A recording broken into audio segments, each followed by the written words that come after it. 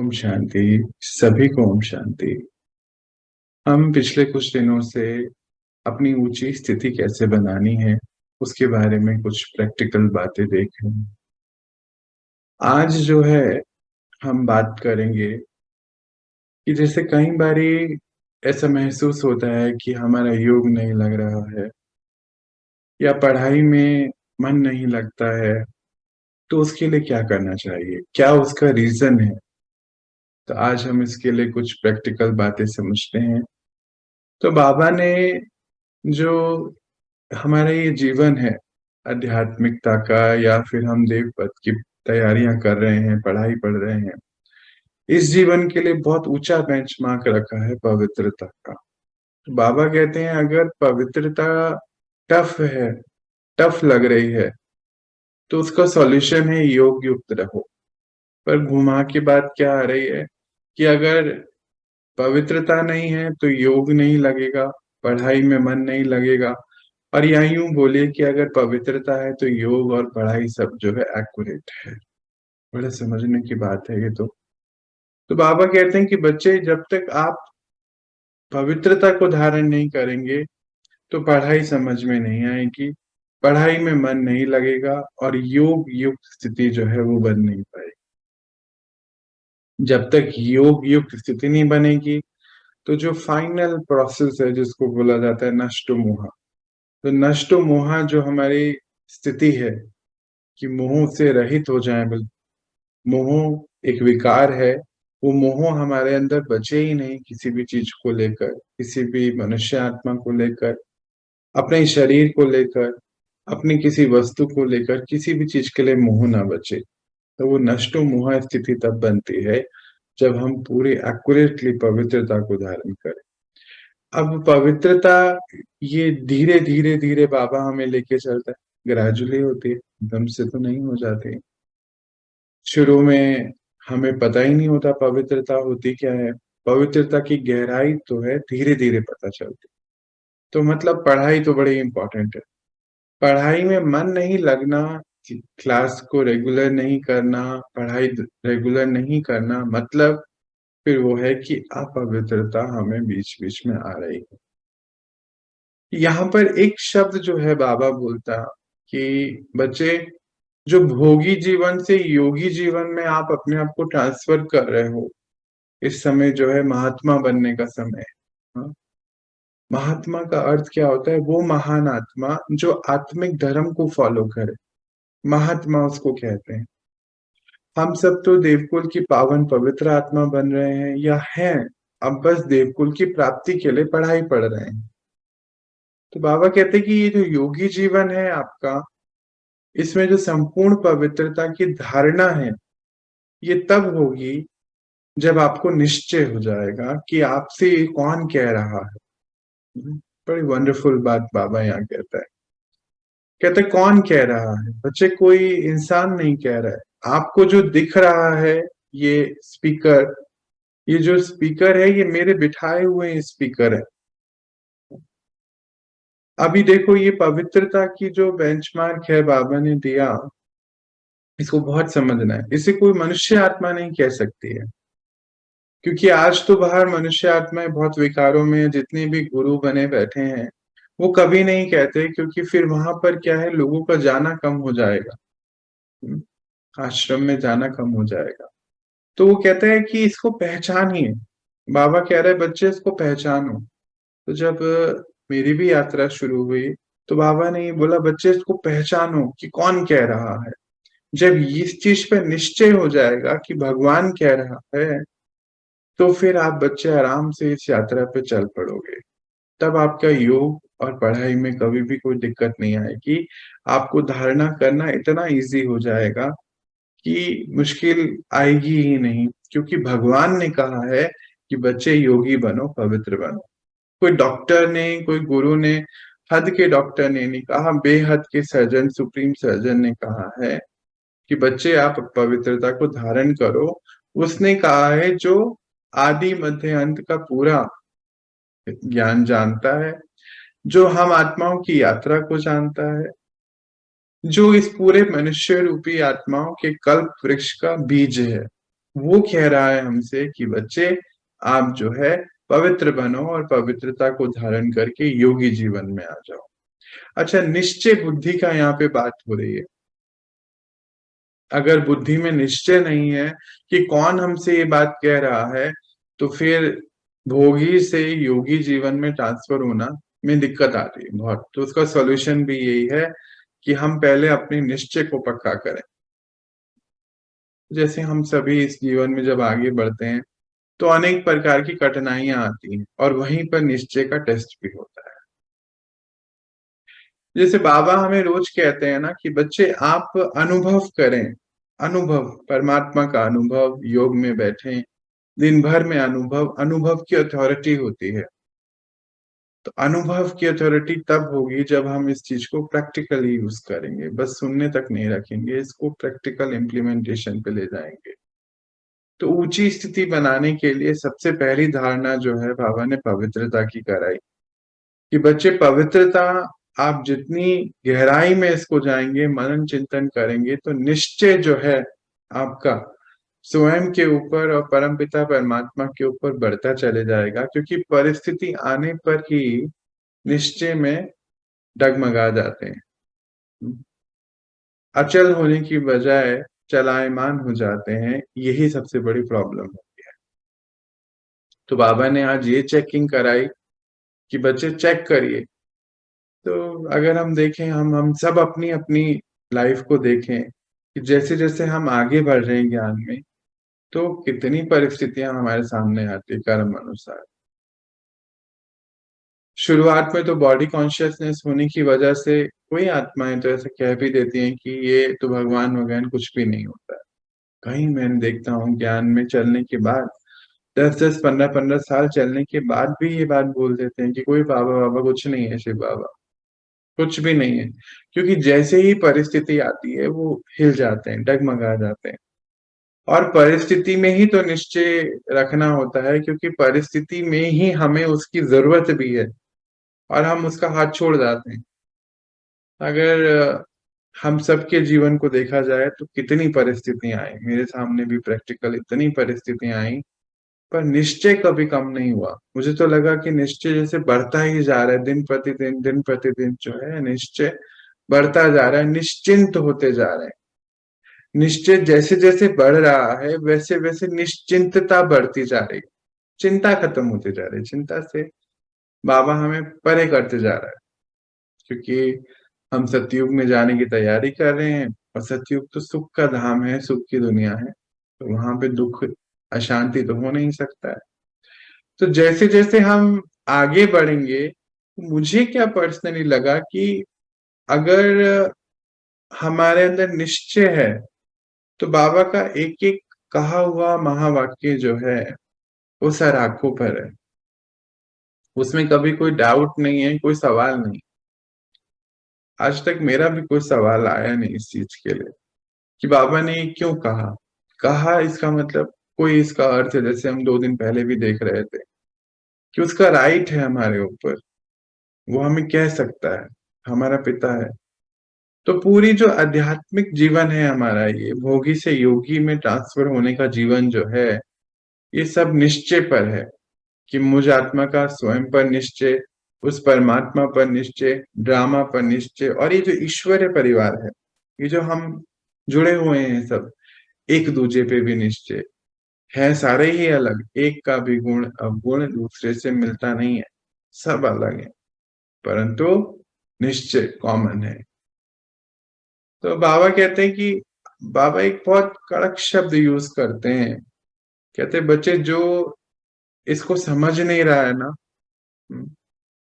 उनको पत्थर बुद्धि कहते हैं। कहते हैं कि लौकिक में भी देखो कि लोग बहुत सोचते हैं कि कह भगवान एक शक्ति है, शिव शिव शक्ति बोलते हैं। तो ये शिव जो है ऐसे किसी के तन का सहारा लेके बोल कैसे सकता है। तो कहते हैं उनकी बुद्धि पत्थर बुद्धि है। तो पत्थर बुद्धि का अर्थ भी बाबा बहुत अच्छा बताते हैं। पहले ये पत्थर बुद्धि समझ में नहीं आता था हमें, तो मुझे भी बाबा ने बोला ना कि बच्चे पत्थर बुद्धि हैं बाहर। तो पत्थर बुद्धि क्या होता है नहीं समझ आता। फिर धीरे धीरे धीरे समझ आया कि पत्थर बुद्धि का अर्थ है पथित का थर। मतलब पतितपन का थर यानी कि लेयर, लेयर उसके ऊपर चढ़ी हुई है। तो बाबा कहते हैं ये लेयर जो है, जैसे हम कल भी देख रहे थे कि किचन में एक बल्ब लगा हुआ है और उसके ऊपर जो है मैल की लेयर चिपकी हुई है, तो वो परमात्मा की रोशनी, परमात्मा का रस उसको नहीं मिल रहा है। तो कहते हैं उस पत्थर से आपको पारस बनना है। अब यहाँ पर ये सारा काम है, पत्थर से पारस बनने का ही सारा काम है। पारस का अर्थ क्या है कि परमात्मा का रस, यानी कि परमात्मा से जो शक्तियां, जो सुख, जो शांति जब आत्मा को तब मिलेगी जब वो लेयर्स को उतारता चले जाएगा। और उसके लिए हमें ज्ञान जो है बहुत इंपॉर्टेंट है पढ़ना। बाबा ने फिर से पढ़ाई के ऊपर हमें जोर दिलाता है। हमेशा बाबा का ये बहुत ही रहता है कि बच्चे पढ़ाई पढ़ाई पढ़ाई जरूर पढ़नी है, योग जरूर लगाना है। क्यों? क्योंकि ये डेली का आपका काम होना चाहिए। अच्छा, यहाँ पर एक और बात बाबा कहते हैं कि अपवित्रता, पवित्रता की धारणा की बात हो रही है, तो अपवित्रता आती क्यों है, इसको समझना है। ये अपवित्रता आती क्यों है? क्योंकि हम किसी के प्रभाव में आ जाते हैं। जैसे कि कोई रूप का धनी है, कोई धनवान है, कोई ओहदे में बहुत बड़ा है, प्रभाव में आ जाते हैं। बाबा एक शब्द बोलता है कि फैमिलियरिटी में नहीं आना है। किसी के नाम रूप पर जो है आपको फिदा नहीं होना है। बीमार, आप तो मेरे ऊपर फिदा हो चुके हो, अभी भगवान के ऊपर हम फिदा हो चुके हैं, उसकी जजमेंट ले चुके हैं कि हाँ भगवान कौन है, वो हमारा साथी है। तो आपको अलाउड नहीं है आप किसी और की, मनुष्य आत्मा के ऊपर फिदा होना है। क्यों ऐसा कहता है बाबा? कि बच्चे जैसे ही आप किसी से प्रभावित हो जाते हैं तो बुद्धि में वो आत्मा ठहर जाती है और वहीं से ज्ञान और योग चले जाता है। ये बड़ी इंपॉर्टेंट बात है। वही जो आज शुरुआत ही बात हुई कि योग क्यों नहीं लग रहा है, योग हमारा परमानेंट बढ़ क्यों नहीं रहा है। योग का अर्थ ये नहीं कि हम 2 घंटे बैठे, जैसे कई भाई बहने कहते हैं कि हम कनेक्ट कर रहे थे, इट मीन्स कि कहीं बीच में कुछ और लेयर है ना, कि कनेक्शन तो हमारा परमानेंट है उनसे। तो वो लेयर क्या है ये समझना है। वो लेयर है कि हम किसी ना किसी के ऊपर आकर्षित हैं। आकर्षण 2 प्रकार के बाबा ने हमें बताए हुए हैं। एक आकर्षण होता है अच्छे वाला, कि उनकी अच्छाई को हम देख रहे हैं कि अरे कितनी विशेषता है उसमें। और एक आकर्षण होता है कि हमारे उससे थोड़ा सा कुछ अनबन है, वो भी एक आकर्षण है। क्योंकि बुद्धि बार बार ही सोचती रहेगी कि देखो उसने ऐसा क्यों बोला, उसने ऐसा हमारे साथ कर दिया, वो तो ऐसा ही है। तो बुद्धि में कौन आ गया? बुद्धि में परमात्मा तो नहीं है, वो आत्मा है। या तो उसके गुण है या अवगुण है ना, दोनों आकर्षण है। तो इन सभी प्रभाव से, इन सभी आकर्षणों से अपने आप को मुक्त करना, यही पुरुषार्थ है और पुरुषार्थ कुछ है ही नहीं। तो जब हम अपने साथ बैठे हैं, हाँ बाबा कहते हैं ना योग लगाओ, तो हमें और इसको सिंप्लीफाई करना है अपने आप के साथ कि योग हमारा लगा हुआ है, योग लगाना नहीं है। बीच में जो आ रहा है ना उसको हटाना है। इसको मुझे लगता है ये अगर हम ऐसा कहें तो वो ज्यादा बेहतर रहेगा। योग तो हमारा परमात्मा से जुड़ा हुआ है। जैसे लौकिक में आप अपने बच्चों को या माता पिता आपको क्या कहते हैं कि बच्चे हम तो सदा आपको याद करते हैं, आप अब हमारे दिल में रहते हैं, ऐसा कहते हैं ना। तो वो हमारे दिल में और हम उसके दिल में सदा रहते हैं। पर बीच में ये लेयर्स जो हैं दूसरे दूसरे विकारों के आ जाते हैं। तो जब तक ये विकार सारे खत्म नहीं होंगे तब तक मोह जो है, जिसको नष्ट मोह बाबा कहते हैं, कि नहीं बन सकते। तो आज हमें जो है इस चीज को बहुत चेकिंग करनी है कि पवित्रता की गहराई में अपने साथ बैठ के मनन चिंतन, जो बातें आज हमारी हो रही हैं। कई बार देखते हैं कोई भाई बहन स्पीकर पर बड़े हो जाते हैं कि वाह ये तो बहुत अच्छा ज्ञान दे रहे हैं। तो आज हमें इस चीज को समझना है कि सारे जो विश्व की हर एक आत्मा है, उसके अंदर जो भी विशेषताएं हैं वो देने वाला कौन? परमात्मा है। तो अगर हमें वो विशेषता अच्छी लग रही है तो क्यों नहीं हम भी उस परमात्मा से जुड़कर वो विशेषता अपने अंदर इमर्ज कर ले। इस समय तो क्या है, हम कर क्या रहे हैं, विशेषताएं तो इमर्ज कर रहे हैं। तो ऊंची स्थिति मतलब कि मेरे से हमेशा पवित्रता की वाइब्रेशन जो है निकलती जाए, ये है ऊंची स्थिति। एक बार बाबा ने कहा, काफी टाइम की पहले की बात है, मेरे को लगता है 2016 के आसपास की, कि बच्चे आप जहां पर भी जाएं, आपकी वाइब्रेशन ऐसी होनी चाहिए कि पवित्रता की वाइब्रेशन हो, जैसे मंदिरों में होती है कि जब मंदिर जाते हैं उन जड़ चित्रों को देखते हैं तो उससे पवित्रता की वाइब्रेशन आती है, विकारों की नहीं आती। तो हालांकि उसको प्रैक्टिकली लाने में करने में समय थोड़ा लगा, पर अगर आप देखो कि ये बात कितनी वंडरफुल है कि आप जहां पर भी जाएं पवित्रता की वाइब्रेशन आपसे निकले।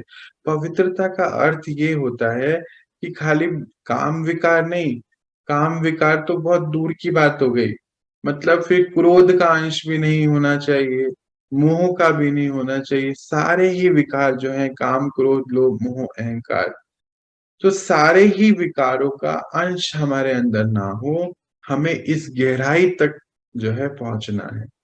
ये है पवित्रता की गहराई जो दिन प्रतिदिन बाबा हमें कितना ऊंचे से ऊंचे लेके जा रहा है। अच्छा, कोई और ये बात नहीं कह सकता है ना, इस बात का निश्चय तो हमें रखना पड़ेगा।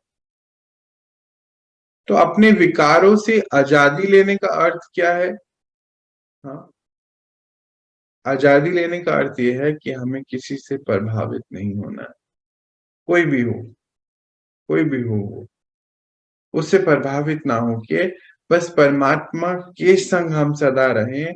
उसके लिए हमें उसकी गहराई में जाना होगा, है ना। कई बार देखते हैं कि भाई बहनें जो है कपड़ों पे प्रभावित होते हैं, कहीं अपने शरीर के अंदर ही लगे रहते हैं सजाने में उसको, कि कैसे हम और इसको सजाएं, कहीं कपड़ों पे लगे रहते हैं। तो बाबा ने हम सबको इस चीजों से बहुत छुट्टी दी है। मैं तो फॉर्चुनेट समझता अपने आप को कि जब बाबा ने ये व्हाइट कपड़े पहनाए तो इसका अर्थ ही है कि सारे ही चीजों से मुक्त हो गए। हम व्हाइट कपड़ों तक तब पहुंचे जब कलर कौन सा सूट करेगा, ये क्या होगा, फिर मैचिंग, इन सब चीजों से किनारे वो तब हुए कि जब धीरे धीरे धीरे अंदर से हम क्लीन होते चले गए, तो बाहर जो है हमारी ड्रेस भी चेंज हो गई। तो वाइट का अर्थ ही ये हुआ कि उसके ऊपर उसका आकर्षण किसी के प्रति नहीं है, कोई बड़ा छोटा, कोई वस्तु, कुछ भी नहीं। ये है हमारी स्थिति। और जो बाबा कहता है कि मंदिरों में जाएं, मंदिरों के जैसे मूर्तियों से वाइब्रेशन निकलती है, तो आप बच्चे जहां पर भी जाएं चलते फिरते मंदिर, चलते फिरते देवी देवता होने चाहिए। अब ये लाइन सुनकर ना रोम खड़े होते हैं कि चलते फिरते मंदिर। ये हमारे को बाबा ने टारगेट दिया है कि जहां पर भी जाएं आपसे वो वाइब्रेशन जो है हमेशा सदा निकलती रहे। तो ये अंडरलाइन करने वाली बात है। इसके लिए फिर बाबा से बात समझी कि क्या हो सकता है, इसका सामान क्या लें। हाँ, अब ये बाबा ने तो कह दिया मंदिर होना चाहिए चलते फिरते, पर हम इसको प्रैक्टिकली कैसे धारण करें। तो चलो आओ हम इसके लिए एक छोटी सी प्रैक्टिस करते हैं। चलिए 1 मिनट 2 मिनट के लिए साइलेंस में चलते हैं। देखें अपने आप को कि आप पवित्रता के सूर्य हैं, सूरज हैं, और आपसे पवित्रता की किरणें निकल रही।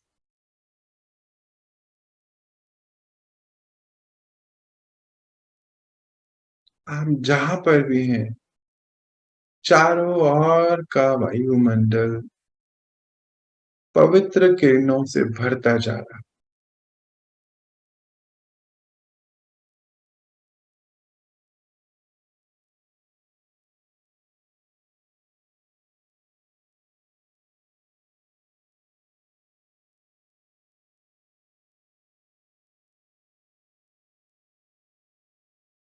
आपके चारों तरफ एक पवित्र ऑरा का निर्माण हो चुका है।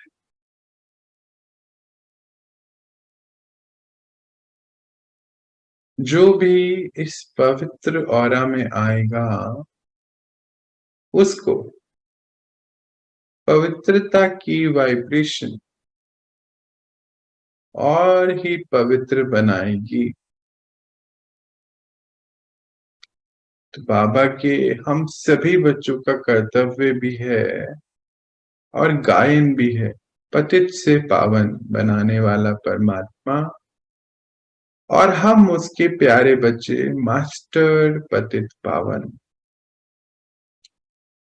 सभी को पतित बना रहे, पतित से पावन बना रहे।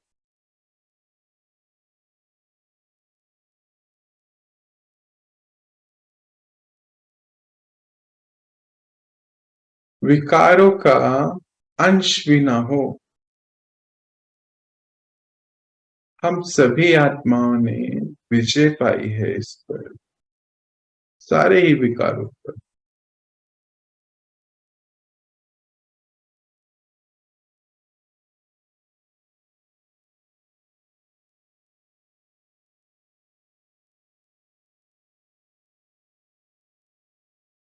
सामान को याद करेंगे कि मैं आत्मा पवित्रता का सूर्य हूं।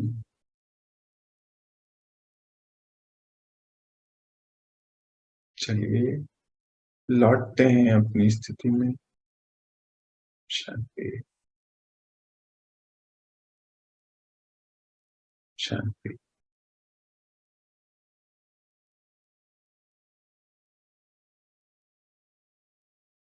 तो जैसे ये एक सामान है, इस सामान ने बहुत हेल्प करी मेरी, कि बाबा ने बोला कि बच्चे इस चीज को बहुत याद रखना है कि आपसे कोई भी अपवित्र काम ना हो जाए। अपवित्र काम मतलब क्या हो गया, कुछ भी जो विकार में हम जा रहे हैं वो हमें यूज ना हो। तो इस पर दिन भर ये सामान हम लेने से बहुत अटेंशन रहती है दिन भर, कि नहीं हमें क्रोध में नहीं जाना है, नहीं हमें मोह या लगाव नहीं रखना है, ईर्ष्या द्वेष ये सबसे बिल्कुल परे हो जाना है, आलस्य भी नहीं आए, सारे विकारों से परे। तो जैसे हम विकारों से परे जाएंगे ना, तो अपने अंदर जो हमारे दैवीय गुण है, सर्वगुण संपन्न बनना है, वो अपने आप इमर्ज होने लगते हैं। ये प्रैक्टिकली हम लोग देख रहे हैं सब अपने आप। मुझे लगता है आप सब भी इसको महसूस करते होंगे दिन भर की स्थिति में। ये जितना ज्यादा हम अपने आप को इन चीजों से परे लेके जा रहे हैं, जैसे कि एक छोटा सा एग्जांपल अगर हम ले लें, जैसे आज तो हम ये ज्ञान सुनते जा रहे हैं, ज्ञान को धारण कर रहे हैं, पर पहले हम जो जितना भी कंटेंट, चाहे टीवी हो सोशल मीडिया हो, अगर हम उस पर देख भी रहे हैं या देखते थे, तो कोई भी कंटेंट जो है विकारों से रहित नहीं, सब में विकार है ना। तो मुझे क्या लगता है कि हमें आज इस चीज पे बहुत पक्का निश्चय लेना है कि अगर हम कभी देख भी रहे हैं उन चीजों को, गलती से भी देख रहे हैं, तो हमें आज जो है दृढ़ संकल्प लेके उसको बंद कर देना चाहिए। क्योंकि हम पढ़ाई पढ़ रहे हैं निर्विकारी बनने की, है ना। और अगर हम अपने अंदर भर रहे हैं विकारों भरा कंटेंट, तो देखो फिर हमारी लड़ाई बहुत ज्यादा लड़नी पड़ेगी। बाबा कहते हैं अब तो महाभारत का युग खत्म होना चाहिए। तो ये जो लाइन जब मैंने सुनी कि महाभारत का युग खत्म होना चाहिए, हाँ, तो इससे आज से अभी 6-7 महीने पहले की ही बात है। हम सब ने महावाक्य पढ़ रहे थे, तो बाबा ने बोला था कि बच्चे की महाभारत का युग खत्म होना चाहिए। जहां तक मुझे लगता है अप्रैल मई की बात है। तो उस दिन से इसके ऊपर काम करना जब शुरू किया कि सच में ये अब खत्म होना चाहिए युद्ध, तो धीरे धीरे ये अवस्था ऐसी बन गई कि अब युद्ध नहीं चलता है यहाँ पर, बिल्कुल क्लीन, कि नहीं ये सब नहीं है, हमारा नहीं, ये जितने भी विकार हैं ये हमारे नहीं है। तो धीरे धीरे आज आप ये प्रैक्टिस शुरू करोगे, तो मुझे लगता है कुछ 6 महीने 5 महीने, हो सकता है 10 महीने, पर ये स्थिति हमारी जरूर बन जाएगी। ये प्रैक्टिकली यहाँ पर हम सब कर रहे हैं। तो आप भी ये भाई बहने इस पर बस एक चीज को याद रखो कि बाबा कह रहा है बच्चे महाभारत का युग खत्म होना चाहिए, यानी कि विजय हो जाना चाहिए, है ना। तो बाबा कहते हैं बच्चे हिम्मत रखो, विजयी जरूर बनोगे। दो बातें हैं, महाभारत का युग खत्म होना चाहिए और हिम्मत रखो, मतलब बच्चे अगर कहीं हार रहे हैं तो बाबा इतनी सुंदर युक्ति दे रहा है कि बच्चे हिम्मत रखो। कहते इच्छाएं जो है अच्छा बनने नहीं देती, इस पे बड़ा बाबा का ध्यान रहता है। जब ये लाइन सुनते हैं तो समझ में नहीं आती कैसी इच्छा है, ये सारी ही इच्छाएं हैं हमारी। जैसे अभी हम कपड़े की बात कर रहे थे, या कानों से कुछ सुन रहे हैं तो उससे अच्छा लग रहा है, वो रस अलग है, जीवा का रस अलग है, आंखें का, हर चीज का इच्छाएं है ना, कि ये देख लेते हैं, ये खा लेते हैं, ऐसा पहन लेते हैं, यहाँ चले जाते हैं। ये सारी इच्छाएं बाबा कहते हैं आप बच्चों को अच्छा बनने नहीं देती है। तो इच्छाओं पर, मतलब इच्छा मात्रम अविद्या हमारी पढ़ाई का एक और पढ़ाई का जो सबसे इम्पोर्टेंट पॉइंट है, इच्छा मात्रम अविद्या तक पहुंचना।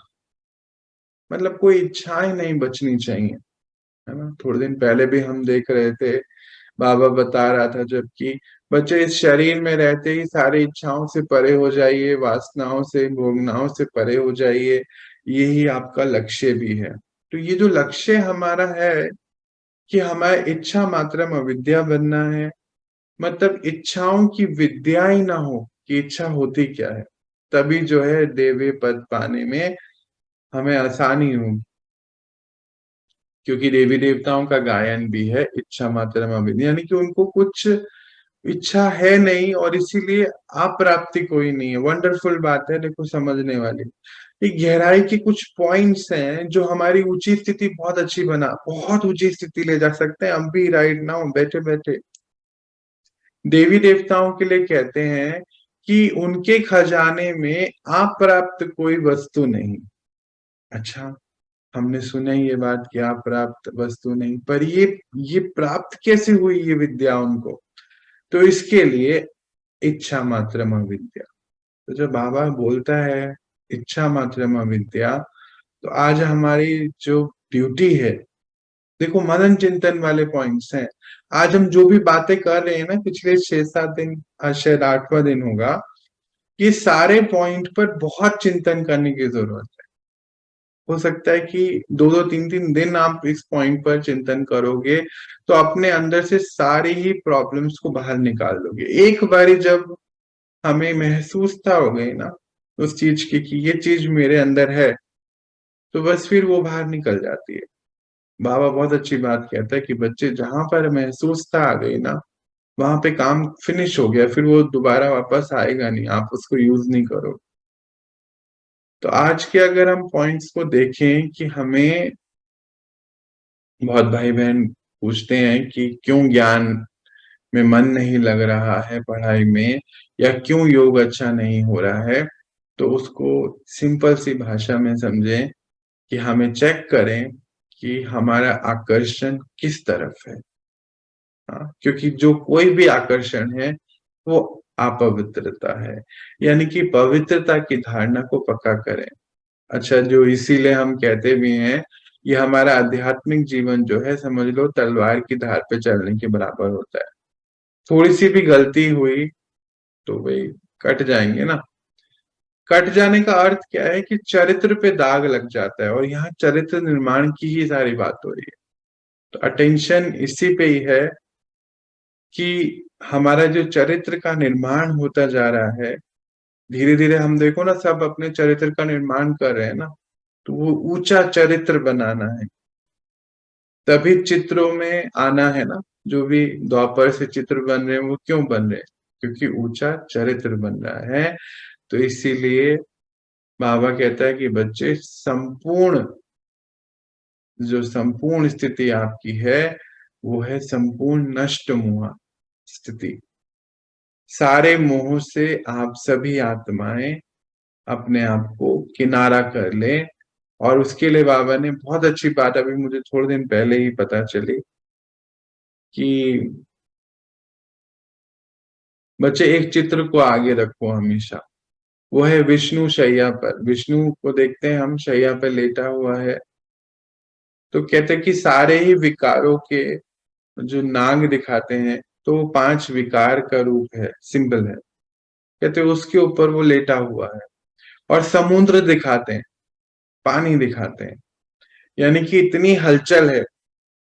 समुद्र कैसा है, चलायमान है ना, लहरें आई जा रही हैं, इतनी हलचल है। उसके ऊपर ये नाग पर लेटा हुआ है, मतलब कि सारे ही विकारों को कंट्रोल में करके शैया बनाकर उस पे आराम फरमा रहे हैं विष्णु जी, ऐसे दिखाते हैं ना। तो ये चित्र जो है, इस पे बहुत मनन चिंतन करने वाली बात है। कहते हैं ये आप लोग का चित्र है, सभी का। उसको अपने सामने रखो कि इतनी हलचल बाहर है तो भी गुस्सा नहीं है, बाहर कितनी भी हलचल है तो भी मोह नहीं है, बाहर कितनी भी हलचल है लोभ नहीं है, बाहर कितनी भी हलचल है क्रोध नहीं है, बाहर कितनी भी हलचल है कामनाएं, काम विकार नहीं है। ये है पूरा कंट्रोलिंग पावर को यूज करना। तो बाबा कहता है कि बच्चे इस सब को परिवर्तन कर दो। क्यों वो विष्णु ऐसे बैठा है कि उसने, क्योंकि परिवर्तन कर दिया। क्या परिवर्तन कर दिया? क्रोध काम को परिवर्तन कर दिया। किसमें? किसमें परिवर्तन किया? शुभकामनाओं। विश्व की हर आत्मा प्रति शुभकामनाएं, सभी के प्रति। हाँ? फिर जो क्रोध को परिवर्तन किया, योग अग्नि। तो बाबा कहता है ना, आज जो है विश्व पूरे दुनिया में विकारों की अग्नि लगी हुई है, अग्नि में भस्म हो रही हैं आत्माएं। तो देख ही रहे हैं हम बाहर के हाल क्या है, विकारों में तो बिल्कुल अति जा चुकी है ना। लोभ को परिवर्तन करो। आसक्त मतलब कोई अनासक्त, मतलब कहीं पर कुछ रह ना जाए, कहीं पे हमारी डिपेंडेंसी नहीं रह जाए किसी भी जगह। उसको चेकिंग करनी होगी हमें लोभ के लिए भी, कि कहाँ पे डिपेंडेंसी है। तो आज ये होमवर्क है हमारा ना। जैसे ये होमवर्क जब मुझे मिला तो उसमें बहुत चिंतन करना पड़ा कि कहाँ पे, कहाँ क्या क्या है, रोज रोज कि कहाँ बच रहा है, उसको क्लीन करना है हम। ये सारा क्लीनिंग प्रोसेस है। हम कर भी क्या रहे हैं? क्लीनिंग कर रहे हैं ना। रिटर्न जर्नी पर है ना हम सभी। अच्छा, मोह को परमात्मा प्यार में परिवर्तन कर दीजिए। परमात्मा से हमारा प्यार। अहंकार को सम्मान में परिवर्तन कर दीजिए। जितना ज्यादा सम्मान में रहेंगे तो किसी से मान की भूख नहीं रहेगी, और अपमान से कुछ होगा नहीं, क्योंकि हम अपनी सीट पर बैठे हैं, सम्मान की सीट पर। तो ऐसे ही सारे ही विकारों को ट्रांसफर करके विष्णु के समान बन जाइए। विष्णु चित्र सामने रखिए। तो बाबा कहते हैं ये आप बच्चों की पर्सनैलिटी है, इस श्रेष्ठ जीवन। ये रूहानी पर्सनैलिटी आप बच्चों को अपने अंदर धारण करनी।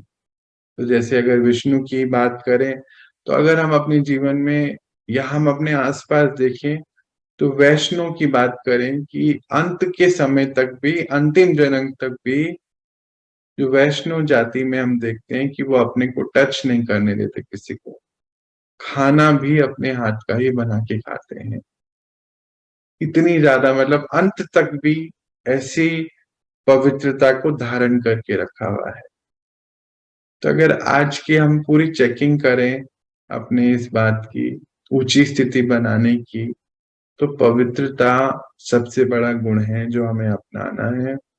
और उसके लिए आज्ञाकारिता, फिर से दो ही गुण है जो आज की बात है। और अगर वैसे डिटेल में जाए, आज्ञाकारिता क्या? अच्छा, बाबा ने एक शब्द बोलता है जो बहुत मुझे हमेशा, ये आज्ञा पे चलने का क्या होता है कि अंदर से जैसे एक कॉन्फिडेंस आता चले जाता है, क्योंकि एक शब्द है कि जो आज्ञा नहीं मान रहे वो कपूत है। हम देख लो, ये शब्द जब मैंने सुना, क्योंकि प्रॉमिस किया है ना बाबा से कि कपूत नहीं बनना, सैंपल बनना है। बाबा आपका नाम खराब नहीं करना है कभी। क्योंकि एक बार बाबा ने पूछा, बच्चे क्या रिटर्न दोगे आप मुझे? मैं क्या उनको दूंगा रिटर्न? मैंने बताया भी 2-3 दिन पहले भी कि मैं आपको बाबा क्या रिटर्न दे सकता हूँ, मेरे पास कुछ नहीं है, आप ही का दिया हुआ है जो है, अब आपको क्या दूं मैं उसमें से, है ना। ये तो है, वो उसी का दिया हुआ है हमारे पास सब कुछ, हम क्या उसको दे सकते हैं। पर हम उसको आज एक चीज दे सकते हैं, वो यही है कि बाबा हम कपूत नहीं कभी बनेंगे, सैंपल बनेंगे। ऐसे सैंपल बनेंगे कि जहां भी जाएं वहां वो देखे कि इनको कौन पढ़ा रहा है कि बच्चे इतने सरल, इतने सिंपल, इतने पवित्रता की धारणा इन्होंने कैसे किया ये सब? पूछे आपसे सभी कि तुम क्या कर रहे हो, कैसे कर रहे हो, क्या है? तुम्हारा चेहरे पे इतनी रौनक कैसे है, बाहर इतनी हलचल है, कैसे है? तो वही है कि हम परमात्मा के प्यार का सबूत दें। तो ये शब्द जो है बहुत मुझे याद रहते हैं कि आज्ञाकारिता अर्थात यही है कि हम परमात्मा के सैंपल बन जाएं बच्चे। तो फिर आज अगर हम पूरी बात को करें तो आज हमने आज्ञाकारिता की बात करी, हमने पवित्रता की बात करी, हमने निश्चय की बात करी, और निश्चय के बाद निश्चिंत होने की भी बात करी, और विष्णु को रूप में देखा तो हर्षित मुक्ता की भी बात करी, और 100% न्यारापन की भी बात आज हमने करी। तो देखो आज करीब करीब करीब 6-7 गुण जो है हमने आज इसके ऊपर बातें करी हैं। और फिर नष्टो मोह, मोह नहीं रहा है किसी से भी, और निर्विकार, है ना, सारे विकार खत्म होंगे तभी नष्ट मोह की डिग्री हमें मिलने वाली है। यही हमारी सबसे ऊंची स्थिति है, और ऊंची स्थिति बनाने के लिए अब हमें जो है चेकिंग करनी है। अच्छा, एक लाइन जो है बहुत याद आती है हमेशा, मेरे को अक्सर याद रहती है कि बाबा कहते हैं बच्चे ये तूफानों आने वाले हैं बहुत आपके सामने। विष्णु चित्र देखा ना, तूफान तो आ ही रहा है ना, समुद्र में बैठा है आराम से, कहते तूफान तो बहुत आने वाले हैं। क्यों? क्योंकि आपने माया को चैलेंज किया हुआ है। तो ये लाइन जब हमें याद रहती है ना, तो जब जब तूफान आ रहा है ना, ये लाइन ऊपर से याद आती रहती है, बुद्धि याद दिला रही है। अच्छा, याद के ऊपर भी बात करें कि बहुत भाई बहने कहते हैं कि याद नहीं रहता। अच्छा, आज जो हमने पूरी बात ली ना, बहुत सबका सवाल है, वो सवाल बहुत सारे इसी में छिपे हुए हैं, आज सवालों के रूप में ना लेके उसको ऐसे ले ली बात कि याद हमें नहीं रहता है। तो फिर से वापस जाइए, शुरू शुरू से जो बात हो रही है, पवित्रता की धारणा की कमी। इसीलिए बाबा ने बोला पतित बुद्धि है ना, पत्थर बुद्धि। पत्थर बुद्धि को अदरवाइज नहीं लेंगे, इसको अगर समझ लेंगे ना तो इस पे बहुत काम हो जाएगा। पत्थर बुद्धि का अर्थ है कि वो लेयर्स चढ़ी हुई, तो उसको उतारेंगे तो हम सबकी तो बुद्धि सोने की है ना। देखो ये ज्ञान बाबा बोलता है कि सोने के बर्तन में ठहरता है। बर्तन कौन सा है? कोई सच में सोने के बर्तन में ज्ञान हम कैसे रखेंगे? नहीं रख सकते। बुद्धि रूपी सोने का बर्तन चाहिए। तो वो धीरे धीरे जो है, अगर हम आज इन सारे ही पॉइंट्स पे चिंतन करेंगे, अपने साथ बैठेंगे, तो 100% जो है हमारी पवित्रता की धारणा होगी। बाबा हमेशा बोलता है कि बच्चे चाहे कुछ भी हो जाए, आपकी विजय निश्चित है। आपने कल्प कल्प की विजयी आत्मा हो, आप कल्प कल्प की विजयी आत्मा हो। ये सुनते ही ना आराम आता है दिल को कि हाँ हो जाएगा, कुछ मुश्किल नहीं है। बाबा कहते बस हिम्मत का एक कदम आगे बढ़ाइए, मैं बंधा हुआ हूं आपको 1000 गुना मदद देने के लिए। तो बस यही करना है, सिंपल सी बात है। नॉर्मली भी तो हम अपना फायदा नुकसान देखते हैं ना चीजों में। मान लीजिए एक साड़ी खरीदनी है तो 2 दुकान से जरूर पूछते हैं भाई, ऑप्शन भी मिल जाते हैं, रेट का भी एक पता चल जाता है, ट्राई कर लेते हैं। उसके बाद फिर हम जब ले लेते हैं तो फिर एक दुकान को फिक्स कर देते हैं कि हाँ भाई यहाँ ही से लेंगे, यहाँ अच्छा मटेरियल भी है और रेट भी ठीक ठाक है। तो ये एग्जाम्पल का अर्थ क्या है कि जब हमें पता चल चुका है कि परमात्मा ही जो है ये सारा ज्ञान दे रहा है, हमने ये ट्रायल कर लिया है, तो फिर क्या करना है? बस निश्चय बुद्धि बनकर चलते चले जाना है। और जैसे हम करते हैं ना कि भाई यहाँ से ले या वहां से ले, रेट का फर्क है, तो मतलब कुछ थोड़ी बहुत तो गणित लगाते हैं।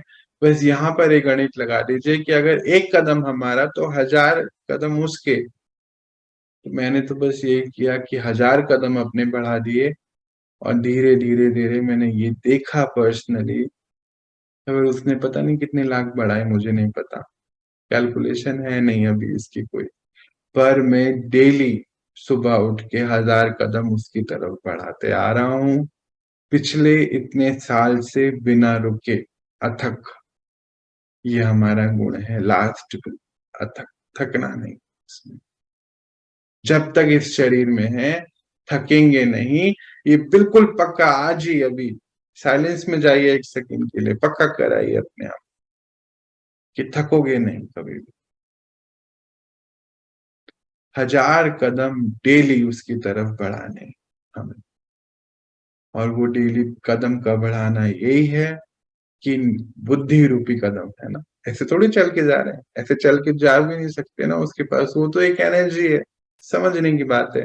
मंदिरों में तो खूब चले गए, कुछ हुआ थोड़ी उससे। वो एक शक्ति है, बुद्धि रूपी कदम बढ़ाने हैं। इसीलिए ही देवी देवताओं के चरणों की भी पूजा होती है। देखते हैं ना हम मंदिरों में, ये तो बहुत हम इस बारे में बात करते हैं। मंदिरों में हम देखते हैं चरण पादुकाएं रखी होती हैं। क्यों रखी होती हैं? क्योंकि जब उस भगवान ने, परमात्मा ने हमें ये ज्ञान दिया, तो हम सभी, आप सभी देवी देवता हैं जो इस बात को सुन रहे हैं, उन्होंने अपनी बुद्धि रूपी कदम उस ज्ञान की तरफ बढ़ा दिए, अपने आप को पावन बनाने के लिए बढ़ा दिए, अपने आप को पारस बुद्धि बनाने के लिए। पारस बुद्धि क्यों बोलते हैं? पारस क्या करता है हम सब जानते हैं ना। पारस को कहते हैं, युक्ति है कि पत्थर को भी टच करे तो सोना हो जाता है। तो पारस बुद्धि मतलब आप जिससे भी मिलेंगे, इसको भी बिल्कुल याद रखो पवित्रता की धारणा के लिए, जिससे भी मिलेंगे वो आत्मा जो है, टच करोगे तो सोने की बुद्धि बनती चले जाएगी। जितनी बार टच करोगे तो थकना नहीं है। अपने परिवार को, जितने भी हमारे ये भाई बहने हैं, और जो हम जिस परिवार में रहते हैं, अपने माता पिता, अपने बच्चे, जीवन साथी, अगर हम पारस बुद्धि बन जाएं तो देखो नहीं हो जाएगा चेंज क्या? हम्म? उसमें कुछ होगा ही नहीं, फटाफट चेंज होता चले जाएगा। बाबा क्या कह रहा है? आप चेंज होंगे तो दुनिया चेंज होगी। नया युग तो आना है ना, ये तो पक्की बात है। हम्म?